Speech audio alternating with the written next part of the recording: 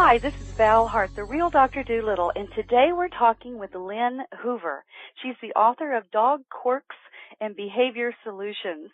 Lynn is an expert in dog behavior problems and family relationships, interviewing and systems consulting, and is a leading authority on the profession of dog behavior consulting.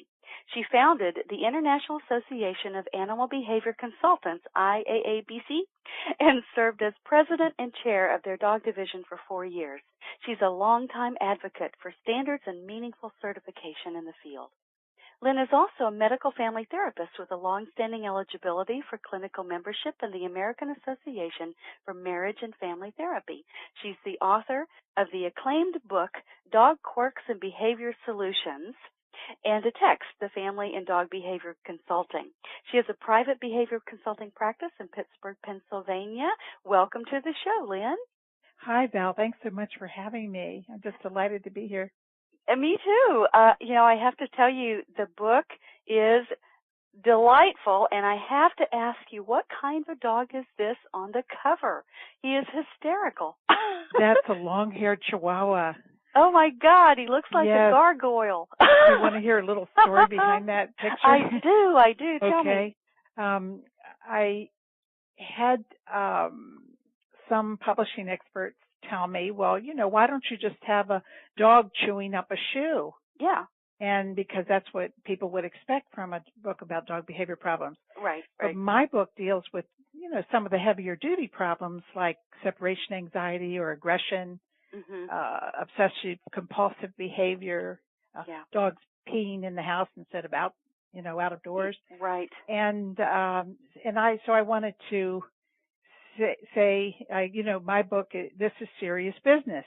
Yeah. We're dealing with problems and trying to solve some of the bigger problems that make it difficult for us to live with the dogs and the dogs to live comfortably with us. Yeah. So that's, I saw that picture and that was it. It's a great so picture. That's it. I mean, he looks like a little gargoyle, I tell you, sitting on the top of a building, like glaring down at the world. You get his intent. He's not necessarily a happy camper. No. Oh, God. Not sure what we're doing out here. Yeah. How he feels about it. I know. So, so what in the world led you to write this book? Well, several things. One, I was getting a little frustrated when I see my clients. It seems like there was such a lack of information that I had to start from ground zero. Okay. So, so I get out there. That takes up a lot of their time. Yes. And time is money. Yes. And I'm thinking, geez, if they knew these basics before I even came out, right, we'd be, they'd be so much ahead in the game. Yes. Then I just have to kind of refine things for them. Yeah. To help them understand their particular dog. So I wanted to get some of these things out there for people. And another idea was that I was really only helping people in my own community with what I knew, and I wanted to help on a broader scale. I wanted to get this information.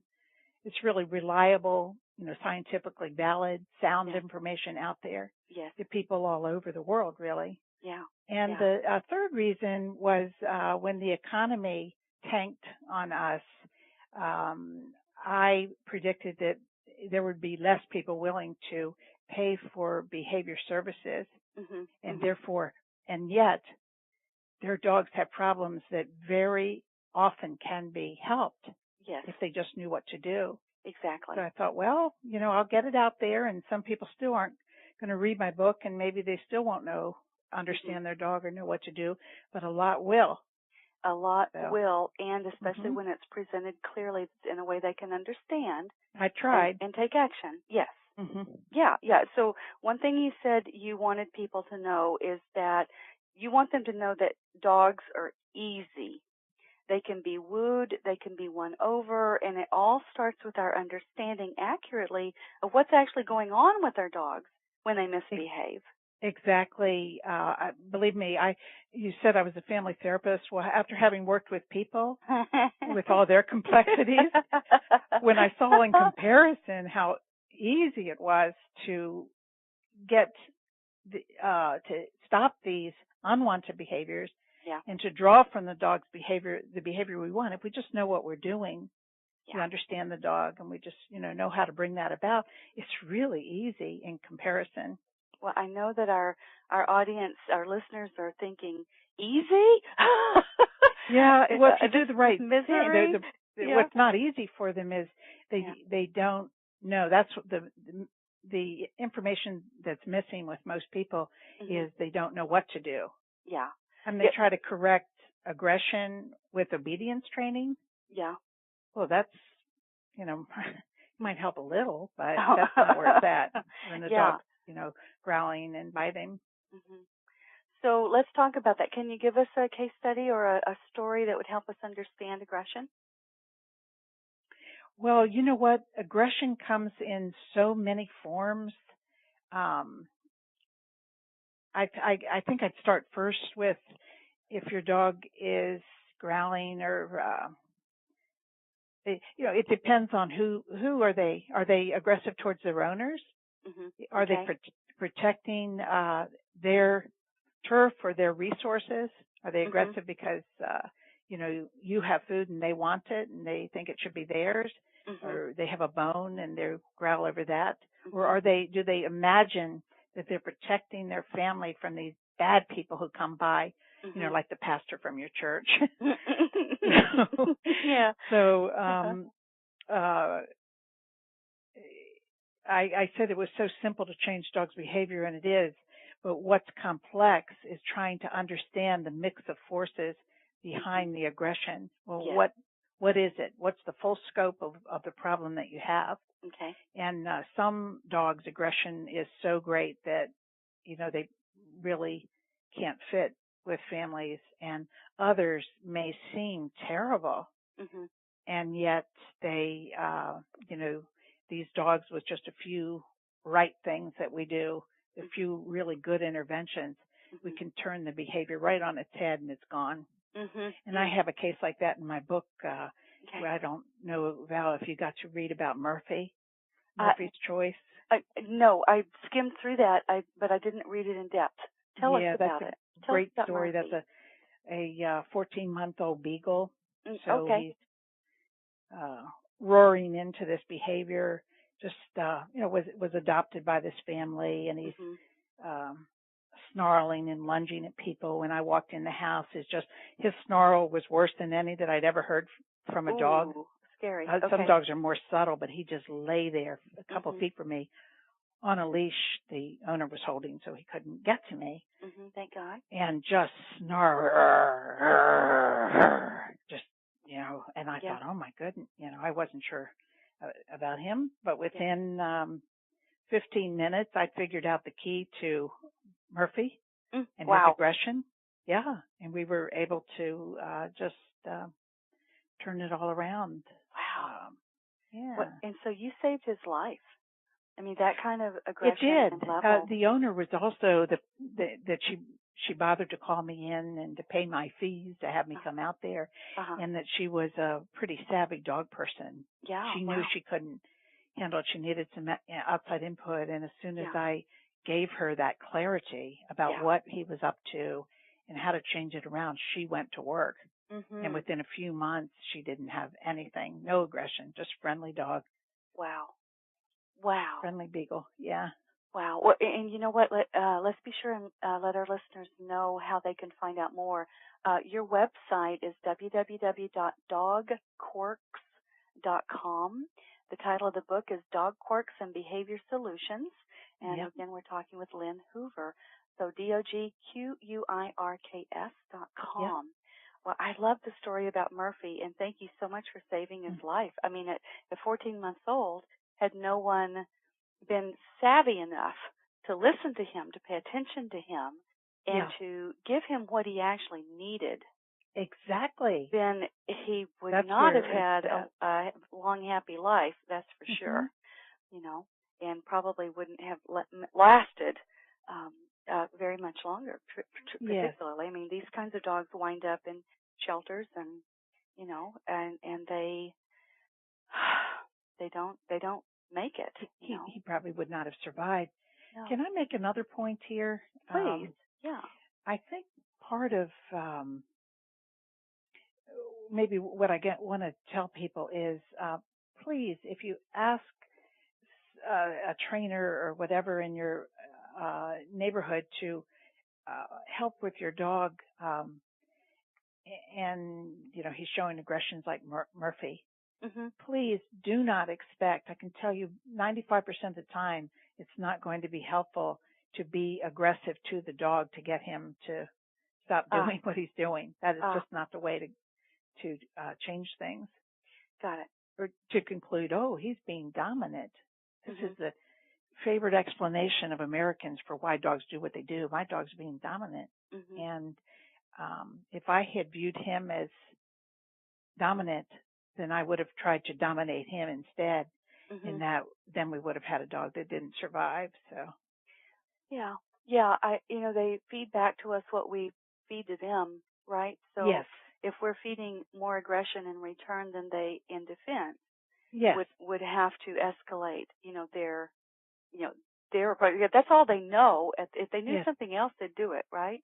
But it's all they know. All they know how to be in the moment, in that space, given their experience, their training, their what's missing or lacking in their life. So good. I'm so glad you made that point. Yeah, you said that well. Thanks. Yeah. So what in the world led you to do this type of work? How did you get started being a dog behaviorist? Well, I started raising children, and my husband was a healthcare consultant flying all over the country, and I had to be home with them. And you know how women at home with the children, they're looking for something to do. It somehow has something to do with my education. And I started training service dogs for children with health issues and disabilities. And I started noticing all these dogs with behavior problems, and I was naturally drawn to help them because that's my job. To me, a dog is just another member of the family, and and I can help them in the same way I went about helping the people.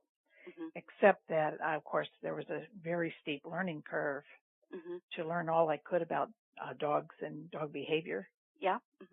So but it was so interesting, and when I discovered how easy it was, and I didn't have to deal with insurance companies like the poor, people in medical fields today.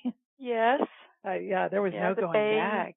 Yeah, the bane of our medical fields. Yeah. And I also know there's absolutely not enough animal behaviorists around to help. So there was a crying need for people who knew what they were doing and had scientifically valid information to get in there and help these dogs. It's so easy when you do the right thing. Wow. Yeah.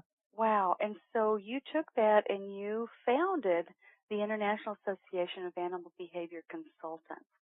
I think that's really amazing. Yeah. Yes, I did. There was because there was no organization, nothing to represent people like me with a specific interest in behavior. I understand. That's very wonderful. Yeah. Yeah. Okay. Wow. Okay. So have you always had dogs in your life? I've loved animals. Since I was a little child, I just loved them. Dogs, cats, horses. Okay, so you had lions all and kinds elephants. Yeah. I've always had an affinity for animals. I know when I was a child, I thought I was a dog. So I think my parents were quite worried about me for a number of years. I would get down on all fours and race around and pretend I was a dog with our German Shepherd. He tolerated me fairly nicely, and occasionally he was like, okay, I'm out of here. I've had enough. Oh, gosh. So let's talk about the quirks that you talk about in your book. So what kind of quirks do you discuss? I mean, give us an overview of what all's in here. I have several cases on aggression and a lot of information about how to assess that and deal with it. Okay. also, dogs with excessive energy.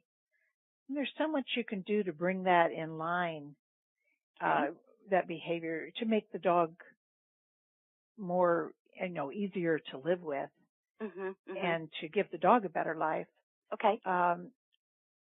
Elimination in the house is such a big problem, especially with adult dogs. Right. And people don't know, they don't know what to do. No. In fact, I had a recent case with a darling West Highland Terrier. Okay. Who's 2 years old and had been recently adopted from a shelter. And these were lovely people who were actually pretty dog experienced. But he was peeing in their house. Okay. Just and the other way too. But he was doing everything indoors instead of outdoors. When they'd take him out on walks and take him to the yard, he just didn't think that was the right place to go. He thought inside was clearly the spot that had been, the kitchen floor was put there for his needs. For that purpose.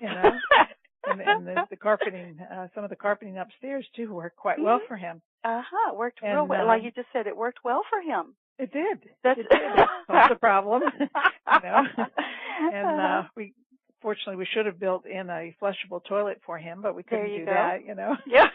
So, but what was funny, because these were just lovely people, and they were sure that their Westie was doing this because he was trying to rule the roost. He was trying to dominate the other dog and dominate them. And this was his only behavior problem. But because they understood things in the way they did, they couldn't see a way out except to be tough and tell him not to do that. And, well, that went over try to dominate. Well, yeah, it got zero results. So they zero. Yeah, maybe way worse. Yeah. They called me, and I come out there. I'm not sure what I'm going to see. I thought it might, be this very overly anxious dog, and I get out there, and you have this wonderful, normal, wonderful Westie. It's the kind of dog that sits next to your lap, and just hugs, against you. And oh my goodness, he's just so relaxed. He was just a wonderful dog, except that most people would not have wanted him in their house. Yeah. And but as soon as I I kind of added things up about him. I get a lot of information about dogs before I even go out there by asking people to fill out an 8-page questionnaire and that kind of thing. Yeah. So by the time I got out and saw him, then I knew what I had. And as I explained it to them, that we tracked what his history had been. His prior home had been with an elderly woman who was very ill. So I knew what she'd done. I knew what she did. She let him go in her house. She didn't get up and take him outside, probably because she couldn't. Yes. So he had been trained. In his mind, he was doing the right thing. Yes. And he couldn't understand English. His new family tried to explain, you're going to lose your home. You're almost out of here. We're going to not keep you if you keep doing this. And he didn't understand that. Well, how would he understand that? No. And he had no choice in the matter, and no one had taken the time to explain it to me. Yes. Explain it to me so I can understand. To explain has to be in the language that they understand. Yes. So it was within 3 weeks. I loaned them one of my big crates, and because they needed crates everywhere for this dog to keep him contained, so we couldn't do it indoors. Okay. And they had to start rewarding him profusely for going outdoors. Yes. And within 3-4 weeks, the problem had completely stopped. Yeah. And then they had a great dog. Oh, what a happy story. Happy ending, and you know what in my work, Lynn, that's what I go into, a little different approach, and I know we work similarly because I'm also looking at the behavior, because what they do tells us so much, and then when we tap into their mind, they can tell us why it makes sense to them what they're doing from their viewpoint, and I promise people what your animals do makes sense to them from their viewpoint. Our job. That's excellent. I love the way you word things. Thanks. From their viewpoint. So our job is to understand their viewpoint. And once we understand their viewpoint, then we can Yes. come up with a great plan that works for everybody to get what we all want. That's right? exactly what we do, yes. Yes, thank you. Thank you so much for your good work. So tell us what else is in the book. I love that story. What else? We got potty problems, excessive energy, hyper dogs, and aggression. What else is And in separation anxiety. I have a strong that's a big section. one. In fact, I have several sections on separation anxiety. Okay. Could I make one other point from that? Please do, yes. Well, I have overcoming separation problems is kind of there's a lot to it, but I cover it all in my book. Good. But the one point I wanted to make was, and especially with America is graying. We are going to end up with more older people than young people, more people retired than people working. Yes. And I just thought, man, one of the dogs in my book was really helped because she belonged to a pastor of a church. And when he was trying to help her overcome her separation anxiety, he talked to his parishioners and said, would you mind if our dog, if we bring her to church? And they said, everybody said yes. So everybody had a role in saving Shayna, was her name. Oh. Everyone had a role in saving Shayna. So he brought her to church while they were doing all these things at home to get her, help her overcome the problem. Within a couple of months, she was not separation anxious anymore. Wow. They could go off to church and leave her. Oh. This dog only survived because of the help of the people at the church. But when the pastor and his wife started leaving her at home because she was fine, she didn't have a problem anymore. Yeah. The parishioners said, "Where's Shayna? Yeah, we really miss her. Can't you keep bringing her? We love going to church with Shayna. She sit there nicely, in the pew, and she didn't try to come for communion. She's pretty well behaved enough not to try to take communion. Yeah. So I just I guess for her. One message is I think that we can help more dogs in our community if we just extend ourselves a little. We can help them. Yeah. Our neighbors, if they're willing to help. And what a great point, because it's a community. We live in community, and we tend to forget that. We live in an isolated mode. We're isolated, and that's not normal. It's not normal for our dogs either. I don't think so. No, we should be living in community, connections with others. With our dogs, they need interaction with other dogs. Otherwise, they get a bit unstable. And then we do too. Good heavens, we do too. Yeah. Oh, what a great story! And I thought that was what you were going to say. I could imagine, the addition that she made to the community and the church. Yeah. And what a brilliance that brought to the service. And I'll bet you some of the parishioners were probably going to see Shayna. Not just to get, their biscuit and wine, but, their communion. Exactly. It makes sense to me. Be healing both ways, in many ways. It is. Absolutely. Our animals do heal us. And they give us opportunities to heal in so many ways. Oh, what a great story. I love that. Okay, so aggression, excessive energy, potty problems, separation anxiety. What else? Let's see, we've got obsessive compulsive disorders, doing some that's a big one. Go ahead. Repetitive behavior. Yes. Can you tell us a story about that? Well, I do have a really great story in my book, but for anyone reading it, they're not going to be happy that I told them the ending. Oh. Like telling you that, you're reading it and you know the outcome. But I did have, one of the stories is about Allie and Airedale, who compulsively grabbed and ate and hunted down throughout his house pencils, lipstick, socks. Oh. If he'd only lived with the adults, it would be okay, but he was living with children, and children tend to leave these things my God. around, and he'd eat and swallow them, and his family was carting him off to be emergency room and emergency surgery, and it was wonderful. Wonder he was still alive. Yeah. Oh my God. They just need a little more fiber in his diet, did he? Well, he probably did at that point. Yes. Oh my God. Okay, so what happened? And we did, without telling the whole story, we were able to, what we did was we figured, and this is a really great example for how you have to understand your dog. This dog is a scavenger. All dogs are scavengers and love scavenger hunts, but this one was very intense, obsessive compulsive about it. He loved it so much that he, just like maybe a border collie wants to herd sheep all day, he wanted to scavenge for things. So what I came up with and worked was to put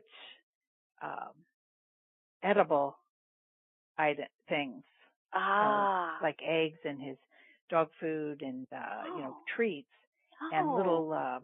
You'll see in my book these chicken meatballs. Oh, good. And it smelled fantastic to him.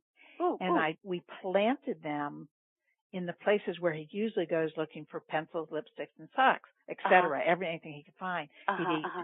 And we planted them around, and so he got to, these things taste so much better than that. So he stopped wanting the less tasty things. And see, in his mind, he said, "Gee, no, if given a choice, which we'd given him a choice, he's going to go for the tasty stuff." So that's what we did. We got him hooked on the tasty stuff, and eventually we got him hooked on looking for tasty stuff just in one room, his little dog room. It's a room that was set aside for him. And we just had him look there. And if I had the family just keep a little bit, at first they left a lot of tasty things around. And then when it diminished, we made it less and less, and he was fine. Wow. So we taught him a new habit. A treasure hunt for dogs. Yes. I love that game. That's right. I love that. That's what we did. I've been playing with that with my own dog, Einstein, a bit. We play the Find It game. Yes. So, I'll take something out. Sometimes it's a toy, but often it's a treat, and I'll hide it somewhere in the house while he waits. And then I'll tell him, okay, find it. And he does. He loves scavenging. He loves finding things. Sometimes I'll just scatter his food around. And I find that it increases his enjoyment of it, because it's something found, not just normal in the bowl, which is okay, but it's more wonderful when we find it. So, I love that. That's a great approach, and how a very novel and creative approach too. And I could add that it wouldn't help with some dogs. But because they're not intense scavengers, but the ones who really love it, that's a perfect way to go. That's great. I love it. Okay, so what else? You talked about some very interesting things, digging, dog-to-dog approaches, of course, the dominance and the dominance myth. Let's talk about family systems and what you call triangulation. Okay. Give us some tips about that. What's that about? Try and keep it simple. In 30 words or less. 30 really. I think that triangulation is the idea that there's anxiety in any family system. We call it a system, but there's the anxiety in any family. And we can dissipate or lower the anxiety by, say, a husband and wife are feeling some tension between them. And if they can look over and point at the dog who's doing something they don't like, then both of them can refocus on the dog and the dog's problem instead of their marital problem. But that's, we're in triangles all the time. Absolutely, I call them dysfunctional love. A what? I call them dysfunctional love triangles. And then, when we all do some of that, in other words, I do a little bit of that too. We all do. It's normal. Yeah, let's It's important to be consciously aware of what we're doing, but it's normal. Yeah. Good. And you just have to watch that some of that when you're that triangulation. Yeah. That you're not locking your dog into behaviors instead of helping them to loosen, from those behaviors and adopt new, more functional behaviors. You have to make sure that because of that, that you're not locking the dog in and getting the dog in deeper with his problems. Yes. I'm glad you said that. It just reminds me of a case I was working with where there were two children, a girl and boy, and the dog, the girl's dog, was biting the boy, attacking him, biting him, putting holes in his clothes, all that kind of stuff. And the mother called me in to help because she wanted to fix this dog. This is dangerous. He was going to, very dangerous, and very worried about this, as she should be. And what it turned out to be is that the daughter was feeling threatened by her brother, and she needed the dog to help her get him off of her, stop hurting her, yes. respect her. And the dog her. sensed that? Of course, the dog knew it, and so the dog was called in to help. Yes. And yet who was getting in trouble? The dog. The dog, yeah. So that's a perfect example of triangulation. Yeah. Just perfect. Mm-hmm. That made me think of that. Yeah. Mm-hmm. So, we don't often think of that in families. So I'm really glad you brought that out and are talking about it, too. Makes a lot of sense. Good. Whew. Okay, so, goodness.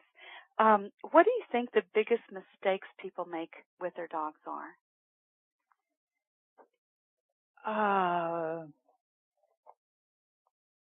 Okay. Number one mistake is they shop around for ideas to help their dog with their problem.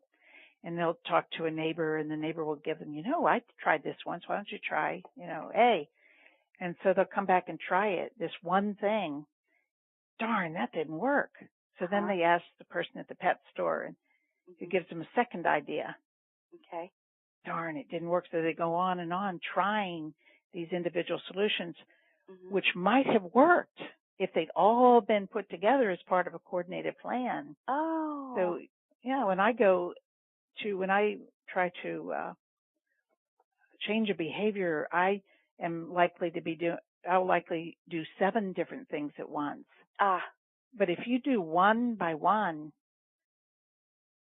those things, you've exhausted the possibilities that might have worked if they'd all been put together as part of a coordinated plan.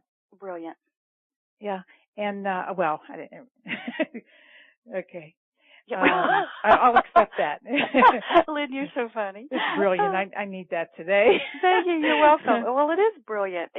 Because like you said, it's not just one thing that's wrong. It's a symptom. Complex. It is complex, and the one thing that's showing up as is wrong is a symptom, like the tip of an iceberg.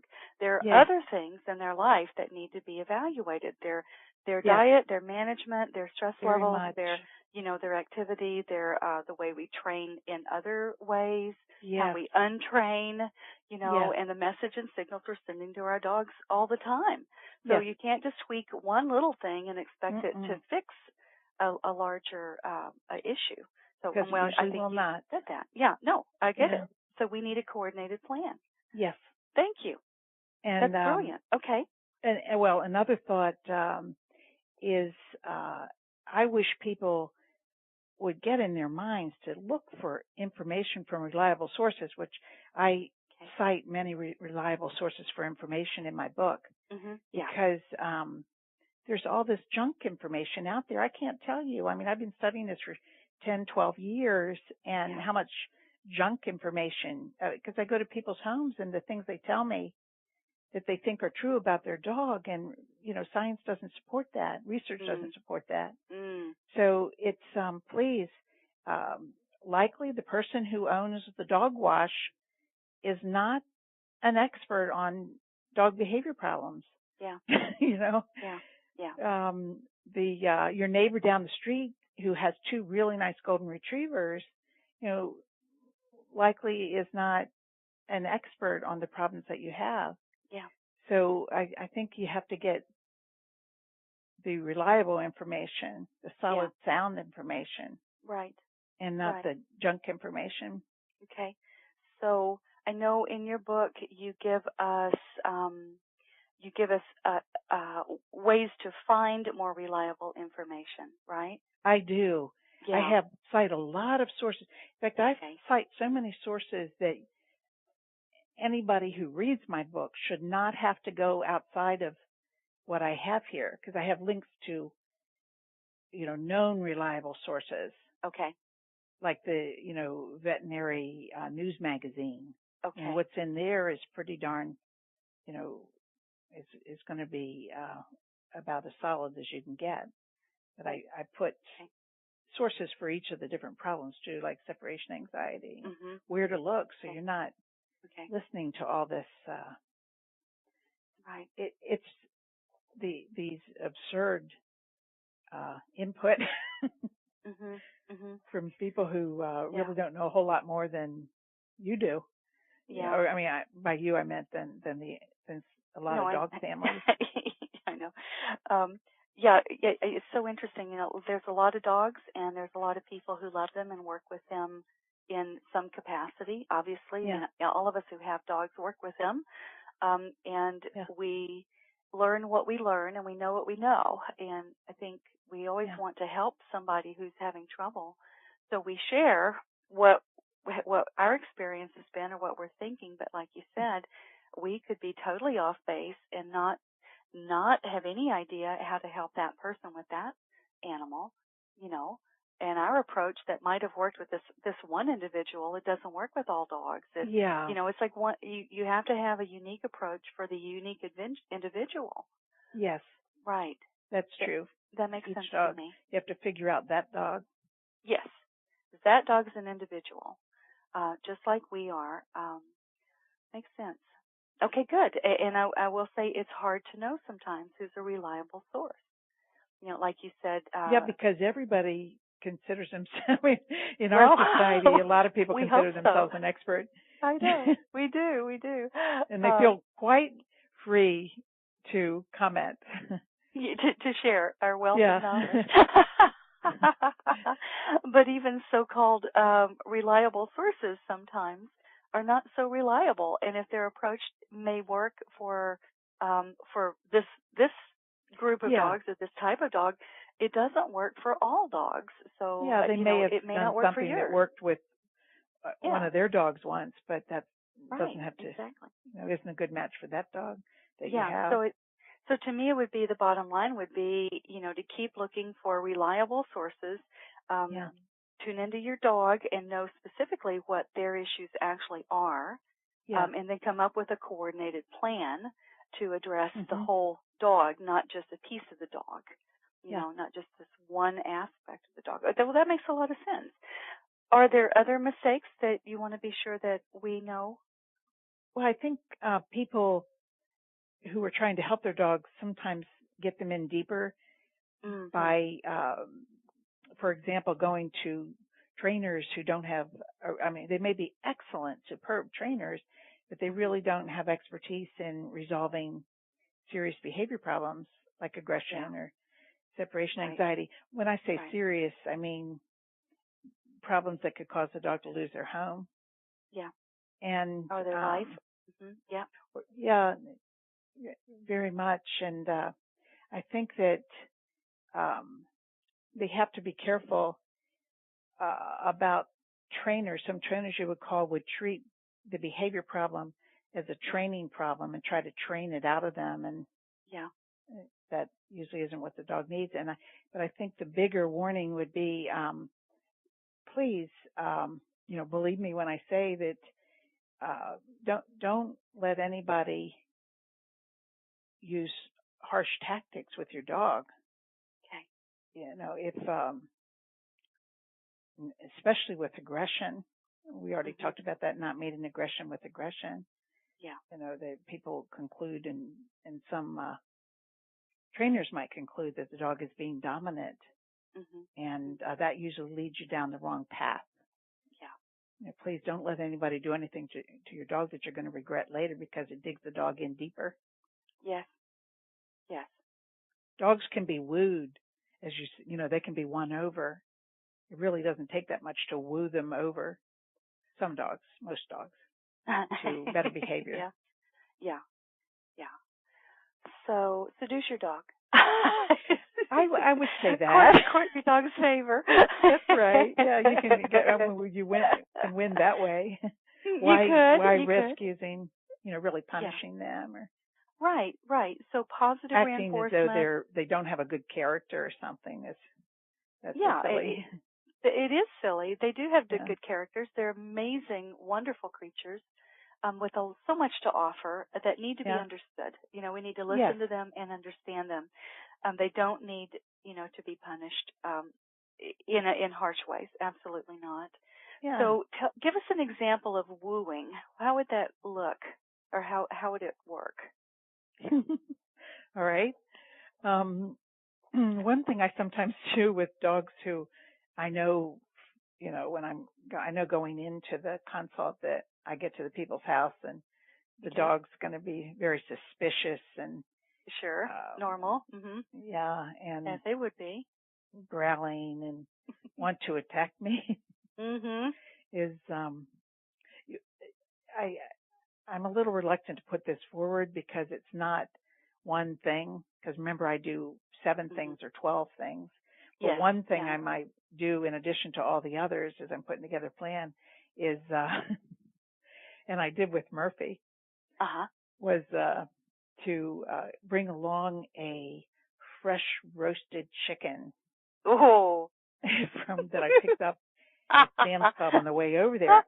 And then I wait to see how I can use that. I don't exactly bribe him with it, at least not directly. I love that. And you have to use that intervention, kind of intelligently. Hopefully, yeah. Yeah, you're not trying to bribe the dog into being nice to you when it's growling at him. I'd never offer it to him. It just causes the dog to rethink in the course of the interview that maybe you're not what he had concluded you were. Exactly. Maybe you shouldn't be on his enemies list. Maybe people come to our house should not be on my enemies list. Yeah. Maybe I should maybe give they're them friends. the benefit of the doubt. Yeah. I can see why this would be advantageous to me. Right. I love that. And here's something interesting, too, is that often, you've probably experienced this, you go to your client's house. I've done this. I used to go on site. That's what I did, the first 10 years of my practice. I go on site, and the people would often be nervous or anxious about meeting me, or they had some kind of fear or worry or concern, going on with them. And then that's what they're broadcasting, and their animals picking up. So their dog's picking up their humans a little unstable, nervous, worried, fearful, etc. And so they're looking at me going, okay, here's the object of my human's concern. And so I can't like her either. I can't trust this person either. So it's a heightened state of alert and awareness, and not in a good way all the time either. So this is just so brilliant. I love it. So I remember one client, I went to their house, and for some reason their dog loved my face and my breath. And I swear I did not eat roasted chicken before I went. I wasn't chewing liver treats or nothing like that. But the dog was just fascinated and could not get enough of my breath and my face, even to the point that her owner came up to me and asked if she could smell my breath and my face. It was very funny. That just reminded me of that funny story. It was so good. It was just hysterical. But anyway, I love this. So so anything you can do to encourage the dog to look at you in a different way, in a new way, to get them out of the box of how they've been thinking. Get out of the box. You have to get the behavior. Yeah, go ahead. Get the behavior you do not want to not happen. Do everything you can to get it to not happen, and then do everything you can to elicit, to bring out the behavior you do want. Right. Set them up for success. Yes. Yeah. To set them up to succeed. Yes. Yes. So you can reward them, and then they get the chicken. Oh, if it works. Anything that works is my motto. If it works, it works. Oh, gosh. Good. Okay, good. Thanks for that. That was fun. All right. So what do you think some main points or strategies are that readers could learn from reading your book? And by the way, just to give everyone the rest of what's in here, or at least some of it, you talk about dietary protein and aggression, digging and lawn problems, dog-to-dog approaches, finding top foods and medicating behavior, music for calm, which I found fascinating, using muzzles appropriately, puppy tips, which everybody needs the best puppy tips we can get. If we set our puppies up correctly, we have fabulous dogs for the rest of their life. So it can be well worth the effort put in early on. Every bit of time you do with your puppy in the right way will pay off in spades for the rest of their life. Creating stimulating environments, dealing with stress, and like you said, your super motivating treats, which I am definitely going to try with my dog Einstein. I'm really excited about that. I know he's excited too. So what are the main points and strategies that you think readers would learn? I do, by the way. I'll cover something else earlier on in the book. Okay. With I talk about how to find a professional and what you should be looking for and what some of the issues are. Oh, okay. These are a little more difficult chapters. Okay. But anyway, so the main points from the book, is that what you asked me? What are some main points or strategies that readers can learn from the book? I think that as you read the cases, you'll see how I came to understand the dog. So if there's one strategy I thought was most important, it has to do with assessment. It has to do with figuring out what is my dog doing with this behavior? What's reinforcing to him out of it? When he does it, what feels good? And then you go to, well, how can I get that behavior to stop, as I mentioned?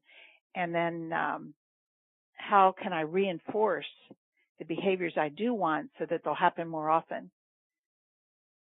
And as far as strategies, again, I think the first thing is to understand your dog in a complex way, to understand the fullness of that dog's behavior. You know, if he's aggressive, is it because he's guarding precious resources, or is it because he's territorial and wants to keep people from harming his family? You need to understand what that is about for the dog in order to move on to the interventions that I mentioned in my book for what to do about it. And with each dog, it's going to be a little different. Experiment with doing good things and see if that brings the behavior you want. I think. As far as the strategies, they're just so detailed in the book. I don't think I could just, obviously, if you just walk in with or you have your friends walk in with a roasted chicken, that would mean nothing to some dogs. It would be the wrong intervention for some dogs with aggression. And for, others it might help a little, but it's only the tip of the iceberg. Right. It always, that reminds me of that old joke. I think it was a Rodney Dangerfield joke. You know, the only way he could get dogs to like him was to tie a stake around his neck. Right. Something like that. So, but it doesn't change how the dog feels about Rodney No, Dangerfield. not really. Doesn't have a stake, and you haven't gained anything. So exactly. That's the kind of thing you have to think about. A lot of it is, I guess my strongest intervention in there, but you'd have to read and to really understand what I'm saying now, is to, if dogs are weird this way, but for some reason, when they're afraid of something and they feel anxious, don't you know they'd go boop, boop, boop, right to it. Now, why would they do that? If they're anxious and afraid, you'd think they would run the other way. But, generally they don't. They go boop, boop, boop, and come right up to it, right in the face of what of their fear. Right. So part of what have been able to do successfully with a lot of dogs is to reinforce them for turning away from that which they fear, to reward and reinforce and say, here, come this way again, and you'll feel so much better. Oh. And the dog, instead of this horrible anxiety and fear and this state that they get themselves in when they woof, woof, woof, right. is saying, wow, I'm feeling better about things. It's just not helping them learn to avoid the conflict. Okay. Avoid this confrontation. Oh, what a brilliant concept. There's a lot to that, like I said, that I explain in many pages in my book, in many steps, and I explain it probably 10 different ways. Okay, good. But that's the essence of what it's about. Good. So that'll give us slow learners more opportunity to well, most of us are saying, or you're not going to, they're not going to get that first time. Well, and I'm really glad you brought that out because it's such a critical point. Dogs, it's not safe or survival for a dog necessarily.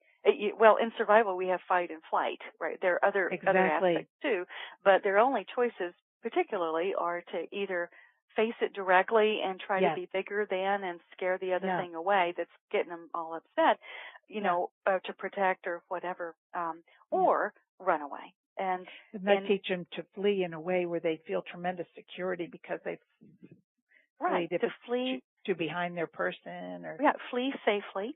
Yes. Right. It makes sense. Flee safely. Yeah. So and they how go to turn away. And you think, why didn't they think of that themselves? Well, but that's just the nature of dogs to go boof, boof, boof. Well, it's one of their first responses, right, is to try to protect and defend and, raise the hackles, be bigger than the situation and take control. Otherwise, they're not safe. But we live in a different society with people. Our dogs do. Yes. And where they could lose their home and lives if they do that. Right. And we humans tend to muck things up, how we do. so we kind of, no, I know we never do that. But we tend to get things confused, right? So I love your approach, which would be to teach them how to avoid conflict and how that they feel so much better and that they can still be safe. And so what a great learning for us too. Good. Don't you think? I mean, my God, this should be taught in school. I wish. It's so brilliant. I know, it's just brilliant.